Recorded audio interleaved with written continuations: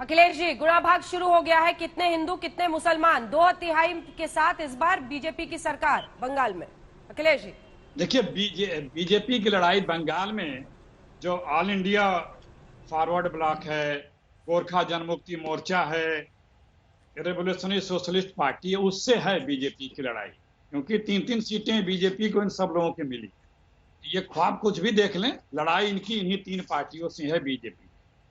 अब देखिए, जो आपने प्रश्न किया, बीजेपी के पास कोई दूसरा एजेंडा है ही नहीं है।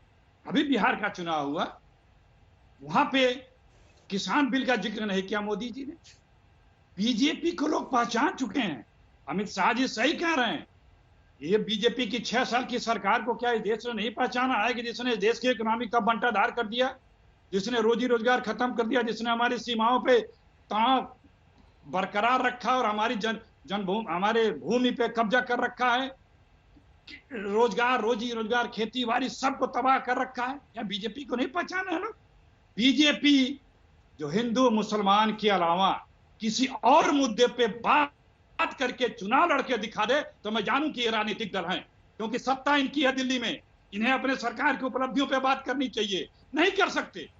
बिना बंटवारे के, बिना सांप्रदायिकता के, कट्टरता के इनकी बात ही नहीं हो सकती। ये वोट ही नहीं मांग सकते। इनका यही एक आधार है। लेकिन बंगाल के लोग, इन्होंने कहा ना, भद्र हैं। सही, बहुत भद्र हैं बंगाल के लोग। अब भ्रष्टों को पहचानते हैं, चाहे वो राजनीतिक भ्रष्ट हो, चाहे वो आर्थिक भ्रष्ट हो, चाहे वो सामाजिक भ्रष्ट हो, सब भ्रष्टों को बंगाल की जनता भद्र लोग पहचानते हैं। और 3 लोग सीटें आपको थी, पहचान 3 लोग, ठीक है, 3 सीटें थी, 3 पा जाए वही बहुत होगा इनके लिए। पुरानी 3 सीटें रिटेन कर लें। संगीत रागी हंस रहे, आ रही हूँ, संगीत जी आ रही हूँ। हाँ, नहीं, ये संगीत रागी जी आरएसएस छोड़ दिए क्या? राजनीतिक विश्लेषक लिखा इनके नाम के नीचे। हमने तो मनोजीत मंडल जी का भी राजनीतिक विश्लेषक है क्या? मनोजीत दा, इसके बाद फौरन आऊंगी। जल्दी से सुधांशु जी एक जवाब। भद्र लोग के लोग आपको पहचान लेंगे, मुंह पे कुछ दिल में कुछ नहीं चलेगा। बिल्कुल, भद्र लोग की विवेक और सूक्ष्म दृष्टि बहुत समझदारी की होती है। अंजना जी, हमारे पंचतंत्र में रगे सियाल की कहानी है। बंगाली भद्र लोग उसे पहचानता है। देखिए, अभी बोले हमारे मित्र कांग्रेस के अखिलेश जी, और इनका विधायक खुलेआम कह रहा है कि सर काट देंगे, वो सही है। और प्रधानमंत्री कहते हैं मुस्लिमों पे पहला हक होना चाहिए संसाधनों का, कहते हैं हिंदू मुसलमान हम करते। गजब है भैया। मुसलमान को आरक्षण की बात आप करते, अल्पसंख्यक नहीं, मुसलमान को आरक्षण देंगे कर्नाटक में, मुस्लिम को आरक्षण देंगे आंध्र में, मुस्लिम को आरक्षण देंगे उत्तर प्रदेश में। ये सब चुनावी वादे हैं। और कोर्ट से मात खाने के बाद और मुस्लिमों का पहला हक है संसाधनों पे, आपका विधायक कहेगा सर काट देना जायज है, और उसके बाद कहेंगे हिंदू मुसलमान हम करते हैं। ये बंगाली भद्र लोग का विवेक पूर्ण बुद्धि सब कुछ समझती है। नीरछीर विवेक करके सारी की सारी तस्वीर साफ कर देगी अगले बंगाल के चुनाव। अंजना जी, यही रटा रटाया कैसेट 2016 के चुनाव में भी बीजेपी बजा रही थी। 3 सीटें। अरे भैया, अभी बोला है आपके विधायक। सुनिए, अरे रुक जाइए, बीच में नहीं बोलता हूं आपके। यही सांप्रदायिकता का रटा रटाया कैसेट गाए थे। 3 सीटें पाए थे, 3 से आगे नहीं बढ़ पाएंगे। ये बात दरअसल में ये है कि मोदी जी जो कुछ देश में आप कर रहे हैं, उस पे या बीजेपी के लोगों में साहस है वोट मांगने का? मैं चुनौती देता हूं बीजेपी के नेताओं को, प्रधानमंत्री, गृह मंत्री, सारे लोगों को, कि अपने सरकार की 6 साल की उपलब्धियों पे बात करें, करके दिखा दें।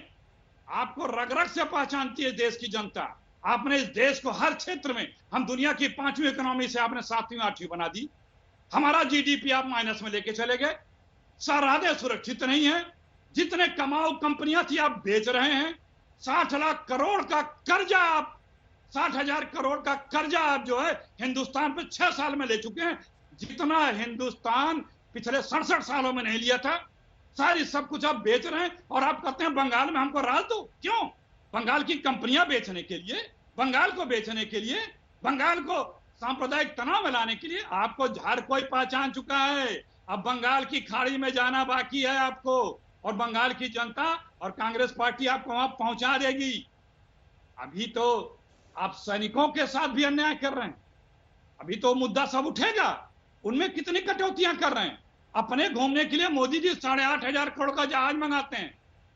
साल में 700-800 करोड़ रुपए खर्च करते हैं। और सेना अब के बिल्कुल तथ्यात्मक सैनिकों जवाब की देता हूं। सुविधाओं पे कटौतियां कर रहे हैं और बंगाल की बात देखिए कर रहे हैं। अखिलेश जी अरे ने- आप गिनाइए, आप कहिए कि आप एक सेकंड आप कहिए कि हमें कृषि का जो हम बिल लाए हैं हमें उस पे वोट चाहिए, मांगिए, कहिए कि आपको हम चुनौती दे रहे हैं पाकिस्तान, चीन के कृषि साथ बिल जो पर व्यवहार वोट कर रहे मांगिए हैं, आप बंगाल में। कहिए, आप कहिए कि 6 साल की हमारी जो उपलब्धियां हैं जो हम बेच रहे हैं कारपोरेशन प्रॉफिट के, उस पे आप हमें वोट दीजिए। ठीक है, छोटा बंगाल सा और जवाब। उड़ीसा में बहुत सी कंपनियां छोटा सा हैं जवाब। जो बिक रहे हैं, अब जहां जवाब लोग सुनो सर। बेरोजगार हो रहे हैं। जवाब अरे सुनो। जवाब तो सुनिए माधव। सुधांशु। आपने ये देखिए, मैं आपके सारे दर्शकों से कहूंगा, अखिलेश जी से नहीं कहूंगा। इन्होंने कहा 5वें नंबर की अर्थव्यवस्था थी, 7वें पे आ गए। सारे दर्शक जाके इंटरनेट पे चेक कर ले 2013 में भारत की अर्थव्यवस्था कहां पे थी, 5वें नंबर पे थी क्या? सरासर झूठ बोल रहे हैं। अब आपने कहा इस पे मुद्दे पे मांगिए, हमने कहा था 6,000 देंगे किसानों को, जो यथार्थपरक था, जो व्यवहारिक था। आपने कहा था 72,000 देंगे। जनता ने किसको माना? हमारा माना कि आपका माना? इसीलिए ये जो ढपोर शंखी आवाज है और जो यथार्थपरक आवाज है, देश की प्रबुद्ध जनता उसे समझती है, मुद्दों पर उसने हमें मनोजीत दा को समर्थन